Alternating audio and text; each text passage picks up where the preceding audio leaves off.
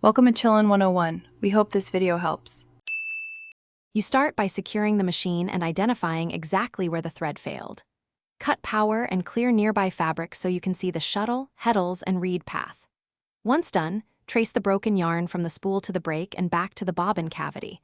Mark both ends if needed. Make sure to have a spare bobbin, a threader, tweezers, scissors, and a spool holder within reach so you can move immediately into rethreading without losing time. Next, remove any jammed fibers and lint that caused the snag. Use a small brush and tweezers to clear the shuttle and bobbin race. Then rethread the warp systematically. Guide the yarn through the reed, pass it through the tension discs, pull it through each heddle in sequence, and secure it on the lease rod if present. Once the warp is seated, load a fresh bobbin into the shuttle, engage correct tension, and slowly hand crank a few picks to confirm smooth passage.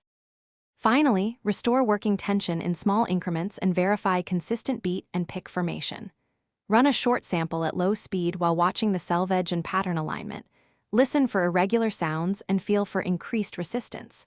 If issues persist, stop and inspect heddles for misalignment, replace any frayed yarn, and examine the shuttle and race for burrs or nicks that snag thread. One key troubleshooting tip: if breaks repeat in one area,